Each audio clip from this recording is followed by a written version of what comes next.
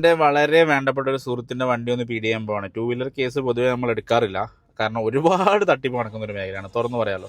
അപ്പോൾ ഞാൻ വണ്ടി പോയി ചെക്ക് ചെയ്തെല്ലാം ഓക്കെയാണ്, നോക്കിയ സമയത്ത് ക്ലിയറാണ്. അങ്ങനെ എന്താക്കി അവസാന സമയത്ത് ഞാൻ പറഞ്ഞു ഒന്ന് സ്റ്റാർട്ട് ചെയ്ത് നോക്കുക, എന്തെങ്കിലും തരത്തിലുള്ള വൈബ്രേഷനോ സൗണ്ടോ കാര്യങ്ങളോ ഉണ്ടോ എന്നുള്ളത് നോക്കാമെന്ന് പറഞ്ഞു. അങ്ങനെ സ്റ്റാർട്ട് ചെയ്തതിൻ്റെ ഭാഗമായിട്ട് കേട്ട സൗണ്ടാണ് നിങ്ങൾ ഈ വീഡിയോയിൽ ആദ്യം കണ്ടത്. അവിടുത്തെ എക്സിക്യൂട്ടീവ് പറഞ്ഞു ഇത് വേറൊരു വണ്ടിക്കല്ല, ഇത് സ്ഥിരമായി കേൾക്കുന്നതാണെന്ന് പറഞ്ഞു. ഞാൻ പറഞ്ഞു ശരി, ഇനി അടുത്ത വണ്ടി സ്റ്റാർട്ടാക്കുമെന്ന് പറഞ്ഞു. അങ്ങനെ 1-2 വണ്ടി സ്റ്റാർട്ടാക്കി നോക്കുമ്പോഴത്തേക്ക് നമ്മുടെ ഈ വണ്ടിക്ക് മാത്രമാണ് ഈ ഒരു സൗണ്ട് എക്സ്ട്രാ ആയിട്ട് കേൾക്കുന്നത്. സ്വാഭാവികമായിട്ടും നമ്മൾ വണ്ടി ചെക്ക് ചെയ്യാൻ പോയത് എന്തിനാ? പ്രീ ഡെലിവറി ഇൻസ്പെക്ഷൻ PD ആണ് നമ്മൾ ചെയ്തത്. ആ വണ്ടിക്ക് എന്തെങ്കിലും ഒരു ഫോൾട്ട് നമ്മൾ കണ്ടെത്തി കഴിഞ്ഞാൽ ഈ വണ്ടി നമുക്ക് വേണ്ട, നമുക്ക് അടുത്ത വണ്ടി മതി എന്ന് പറയുന്ന ആ ഒരു സമയത്തിന് വേണ്ടിയാണ് നമ്മൾ പോയത്. അപ്പോഴത്തേക്ക് അവിടെയുള്ള എക്സിക്യൂട്ടീവ് പറഞ്ഞു ഞങ്ങൾ ആ വണ്ടിയുടെ ഇൻഷുറൻസ് എടുത്തു പോയല്ലോ സാറേ.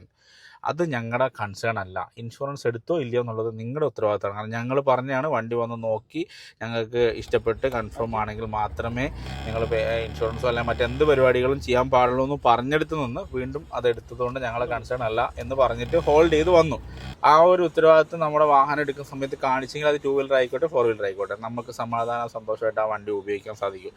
ആഫ്റ്റർ സർവീസ് ഈ വണ്ടിയുടെയൊക്കെ അറിയാമല്ലോ എങ്ങനെയായിരിക്കും, അല്ലെങ്കിൽ ബ്രാൻഡിൻ്റെ എങ്ങനെയാണെന്നുള്ളത് നിങ്ങൾക്കറിയാം. നിങ്ങൾ കമൻറ്റ് ചെയ്യുക, നിങ്ങളുടെ അഭിപ്രായങ്ങൾ കമൻറ്റ് ചെയ്യുക. പുതിയ വാഹനം എടുക്കുന്ന സമയത്ത് പി ഡി ചെയ്യാൻ നിങ്ങൾക്ക് എന്തെങ്കിലും തരത്തിലുള്ള തടസ്സമുണ്ടെങ്കിൽ എന്നെ കോൺടാക്ട് ചെയ്യാൻ, ഞാൻ അത് ചെയ്തു തരുന്നതായിരിക്കും. അപ്പോൾ താങ്ക് യു, ബൈ.